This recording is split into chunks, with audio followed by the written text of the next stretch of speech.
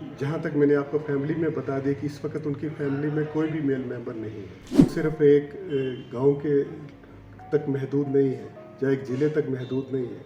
उनका दुख पूरे देश को है। उनके लिए सभी की आंखें नम है। बिस्मिल्लाहिर्रहमानिर्रहीम। कश्मीर क्राउन देखने वाले सभी नाजरीन को अशरफ राही का प्यार भरा सलाम। नाजरीन, आज हम कश्मीर क्राउन के ज़रिए आपकी मुलाकात अपने एक ख़ास मेहमान से कराने जा रहे हैं। टंगमर्ग की सियासत का एक माना जाना हुआ चेहरा मिस्टर तजिंदर सिंह साहब हमारे साथ मौजूद है। पिछले करीबन 5 दिनों से लगातार इनकी जो कोशिश टंगमर्ग में सरगर्म है। पिछले 5 दिनों से लगातार ये टंगमर्ग में है। पिछले बार भी अगर आपको याद होगा 2014 में भी इन्होंने यहाँ पर असम्बली इलेक्शन में पार्टिसिपेट किया था। जो हाल ही में यहाँ पर गुलाम अहमद भट्ट साहब की जो डेथ यहाँ पर हुई है, जो पुलिस कांस्टेबल थे गुलाम अहमद भट्ट साहब की जिनकी, तो उस सिलसिले में ये ताज़ियती करने के लिए भी उनकी फैमिली के पास आए हुए थे। और भी इनसे जानेंगे कि लंबी मुद्दत के बाद दौरा कॉन्स्टिट्यूंसी गुलमर्ग में हुआ है। तजिंदर सिंह साहब, सबसे पहले आपका खुशामदीद है। अच्छा सर, आपका बहुत बहुत शुक्रिया। सर, आज पिछले 5 दिनों से लगातार आप टंगमर्ग में है। एक लंबी मुद्दत के बाद दोबारा आपने टंगमर्ग का रुख किया है। क्या कुछ ख्यालात रहेंगे आपके, क्या कुछ सोच लेकर, क्या कुछ आप अपने मंशूर लेकर इस बार? शुक्रिया। मैं बताऊं, मैं पिछले 2014 की इलेक्शन के बाद कभी भी टंगमर्ग अपनी कॉन्स्टिट्यूंसी से अनटचेबल नहीं रहा। फिलहाल जो दौरा मेरा ये रहा, इसमें जो गुलाम मोहम्मद डार साहब की करालपुरा वैल्यू से शहादत हो गई, उसमें ताज़ियत के लिए मैं आया था। मैं आपको बताऊं, गुलाम मोहम्मद डार साहब की जो शहादत का जो दुख है, वो सिर्फ एक गांव के तक महदूद नहीं है या एक ज़िले तक महदूद नहीं है। उनका दुख पूरे देश को है। उनके लिए सभी की आंखें नम है, पूरे देश की आंखें नम है। और मैं आपकी विसादत से बताना चाहूँगा, रहती ज़िंदगी तक उनकी जो शहादत है वो हमारे जहनों में कैद हो चुकी है। तो उसके साथ साथ मैंने जब उनके घर ताज़ियत के लिए गया तो पूरी फैमिली के साथ मेरी काफ़ी बातचीत हुई, डिटेल डिस्कशन हुई। वहाँ देखने से ये मिला, फैमिली में तकरीबन 8 मेंबर हैं। और इमेजिन करेंगे आप सर कि उसमें कोई भी मेल मेंबर अब इस वक्त फैमिली में नहीं है। तो आपकी विसादत से ही मैं कहना चाहूँगा अशरफ साहब कि गवर्नर साहब की अभी विजिट ड्यू है उनके घर पर। तो मेरी ये आपके माध्यम से ही रिक्वेस्ट रहेगी लेफ्टिनेंट गवर्नर साहब से कि जब भी आप विज़िट करें, आप go the extra mile approach के साथ वहाँ आएँ।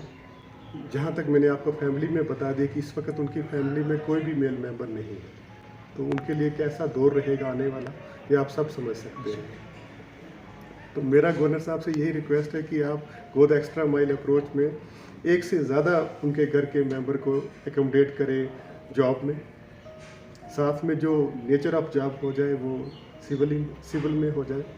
वो जो भी जॉब उनको प्रोवाइड किया जाए वो घर के काफ़ी नज़दीक रहे, जिससे कि वो फैमिली जो इस वक्त फेयर साइको में, तो वो अपने आप को प्रोटेक्टिव महसूस कर सके। इस वक्त मैं आपके ज़रिए यही रिक्वेस्ट करना चाहूँगा कि उस फैमिली की तरफ प्रायोरिटी सभी की रहनी चाहिए। उस फैमिली की सिक्योरिटी इन फ्यूचर में उनका कैसा रहेगा, ये सब हमारी सिविल सोसाइटी के भी रहनी चाहिए जिम्मेदारी, उनकी तरफ देखना, और एडमिनिस्ट्रेशन और ख़ासकर पुलिस डिपार्टमेंट की तरफ से भी रहना चाहिए। तजिंदर सिंह साहब, करीबन पिछले 5 दिनों से आप लगातार टंगमर्ग में है। क्या कुछ बदलाव आपको लग रहा है 2014 से लेकर अब तक डेवलपमेंट के लिहाज से? जब हम बात करेंगे तो क्या कुछ लग रहा है आपको, टंगमर्ग में कुछ डेवलप हुआ है या? अशरफ साहब, बहुत अच्छा सवाल किया आपने, दिल वाला सवाल किया, जो मैं दिल में रखता था सवाल ये। यकीन मानिए, खासकर मैं यहाँ से शुरू करूँगा जब से लेफ्टिनेंट गवर्नर साहब आए। आपके ज़रिए ही मैं ये बात लेफ्टिनेंट गवर्नर साहब को कहना चाहूँगा। यकीन मानिए, जब से लेफ्टिनेंट गवर्नर साहब आए हैं, टंगमर्ग में सिर्फ खासकर मुझे अपने आप में, जब मैंने और लोगों का देखा कि एक जलन वाली भावना हमारे अंदर आई है। जलन वाली भावना, जिसको जेलसी कहते हैं। वजह पता क्या है कि मैंने देखा हमारे 7 डिस्ट्रिक्ट लगती है बडगाम, हाथ भर भर के उनको दे दिया गया। उसी तरह डिस्ट्रिक्ट कुपवाड़ा को काफ़ी भर भर के दे दिया गया। गंदरबल को भी इसी तरह से रखा गया। एलजी साहब ने खूब उनको, शोपियान को भी, पुलवामा को भी।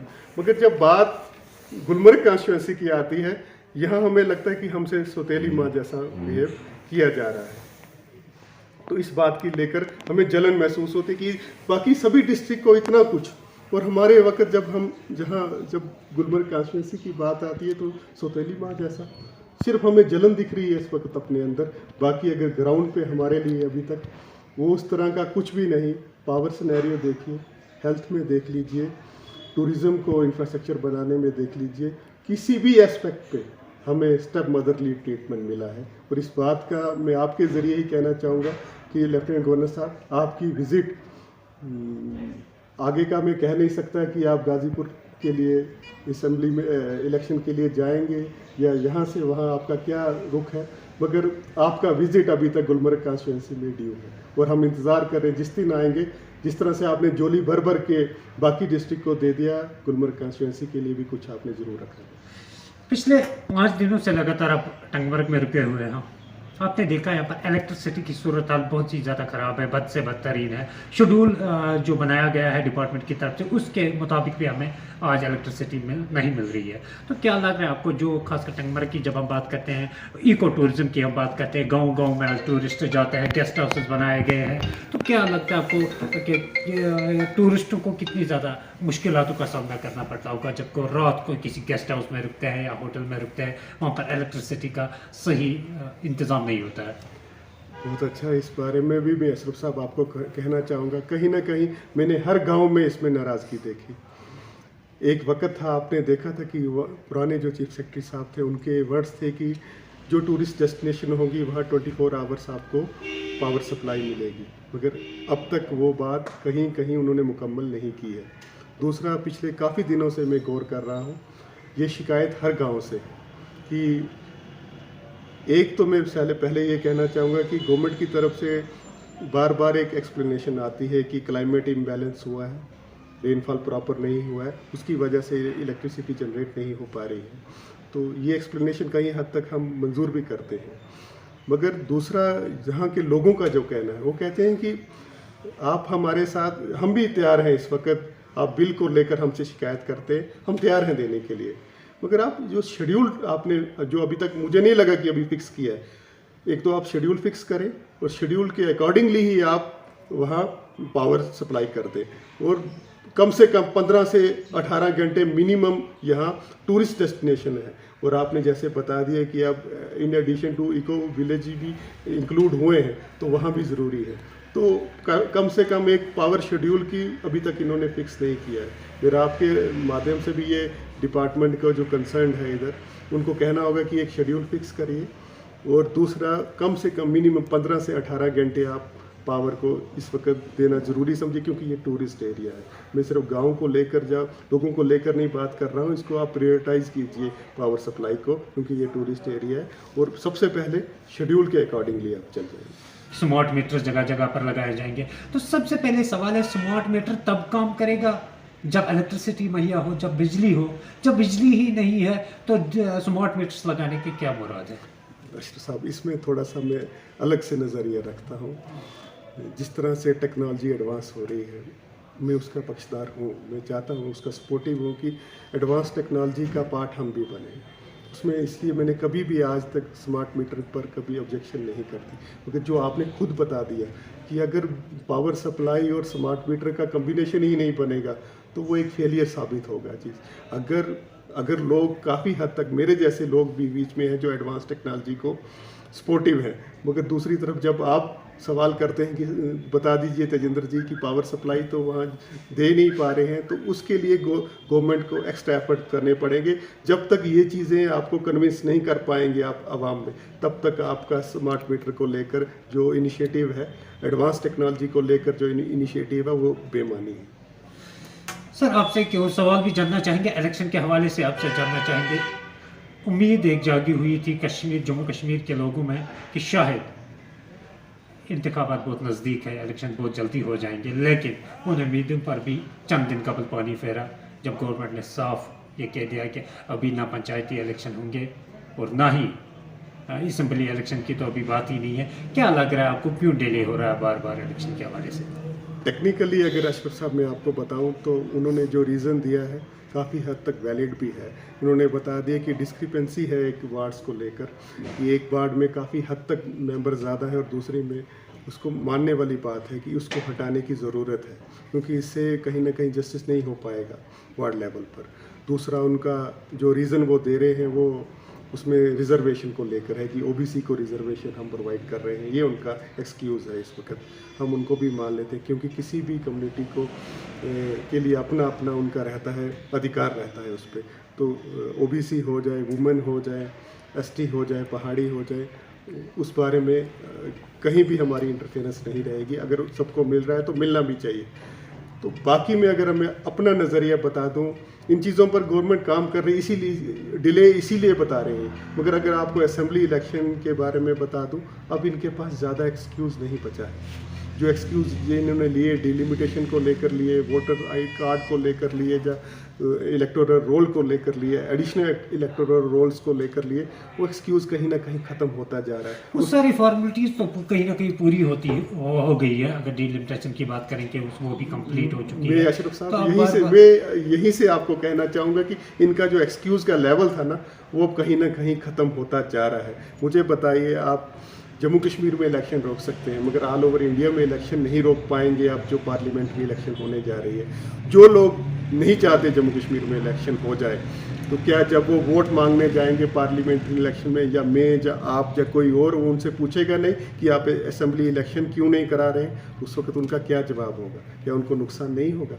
इसलिए अब ये एक्सक्यूज़ इनका ज़्यादा देर नहीं रहेगा। मुझे लगता है इनको अपना जवाब अब देना ही पड़ेगा, क्योंकि नहीं देंगे तो पार्लियामेंट्री इलेक्शन में इनको वोट लेना मुश्किल हो जाएगा। क्या लग रहा है आपको कि बीजेपी को शायद अपनी नाकामी आज ही नज़र आ रही है, इसीलिए वो इलेक्शन को डिले कर रही है, पीछे धकेल रही है इलेक्शन को? इसमें मैं थोड़ा सा आपको बताना चाहूँगा कि इलेक्शन कमीशन ने स्पेसिफाई किया था कि देयर इज़ ए वैक्यूम, उन्होंने बताया था उस वक्त। मगर उसमें कंसर्न ये रहता है कि सिक्योरिटी का जो उनको पता लगवाना होता है वो कहीं ना कहीं होम डिपार्टमेंट से होता है। अब होम डिपार्टमेंट फॉर्चुनेटली कहे या अनफॉर्चुनेटली कहे, वो कहीं ना कहीं बीजेपी गवर्नमेंट के पास है।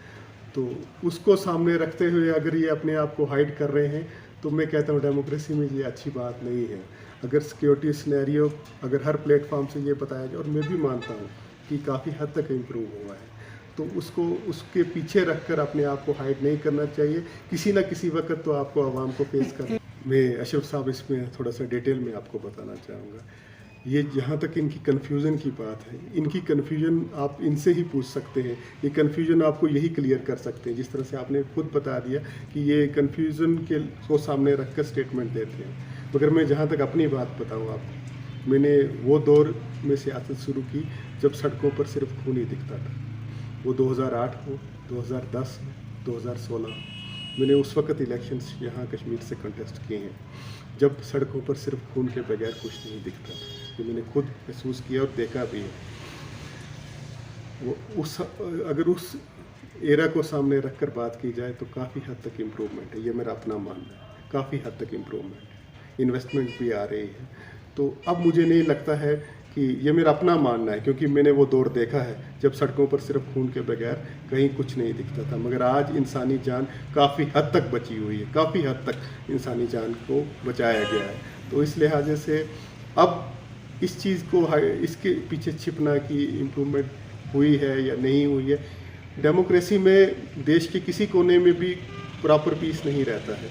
कहीं ना कहीं ये छोटी मोटी घटनाएं कहीं ना कहीं कुछ ना कुछ चलता रहता है, तो उसको लेकर डेमोक्रेसी को हाल्ट पर नहीं रखा जा सकता। तो मेरा आपके माध्यम से भी ये कहना होगा कि इसको इलेक्शंस को लेकर आपको अब एक्सक्यूज़ तो दिख रहा है कि ख़त्म होने वाला है आपका, तो आपको आप सामने आना चाहिए। कब तक लोगों की इस डेमोक्रेसी राइट को ये बिल्कुल मैंने कहा ना, अब इनका ज़्यादा एक्सक्यूज़ नहीं चलेगा, किसी भी लिहाजे में एक्सक्यूज़ ज़्यादा नहीं चलेगा, क्योंकि अब पार्लियामेंट्री इलेक्शन में तो इनको आपको जवाबदेही इनकी बनेगी। तो मुझे लगता है ये अब ज़्यादा देर कुछ भी चीज़ें जो हाइड की जा रही हैं वो नहीं छुप पाएंगी। तो एक पर्सनल सवाल आपसे जानना चाहेंगे, हो सकता है अगर 2024 के दौरान इलेक्शन यहाँ पर असेंबली इंतखाबात होते थे, तो आपके क्या ख्याल रहेंगे? क्या आप गुलमर्ग कॉन्स्टिट्यूंसी से फिर इलेक्शन में पार्टिसिपेट करने जा रहे हैं? मैं कभी भी अशरफ साहब तोड़ मरोड़ के बात नहीं करता हूँ। मैं इन चीज़ों में बड़ा एक्टिव रहता हूँ, और यकीन माने कि जब भी इलेक्शंस डिक्लेयर होंगे मैं आपको यहाँ खड़ा दिखाऊँ। Thank you so much. तो नाजरीन, ये बात कर रहे थे हमारे साथ टंगमर्ग की सियासत का एक मशहूर चेहरा तजिंदर सिंह साहब, जिनसे कुछ सवालात भी हुए हैं और कहीं ना कहीं इनकी भी एक डिमांड रही है आज मरकज़ी सरकार से कि अब बहुत हो गया है, अब कश्मीर में वक्त की अहम ज़रूरत है कि इसम्बली इंतखाबात की तरफ भी बात की जाए और इंतखाबात के लिए तैयारी शुरू की जाए। मज़ीद अपडेट्स के लिए आप बने रहिए कश्मीर क्राउन के साथ और अपने मेज़बान अशरफ रही को दीजिए इजाज़त। अल्लाह निगहबान। इस प्रोग्राम को आप तक पहुंचाने में हमारे साथ ताउन कर रहे हैं डॉक्टर समीता सोफत हॉस्पिटल लुधियाना पंजाब। बेऔलाद जोड़ों के लिए उम्मीद की वाहिद किरण।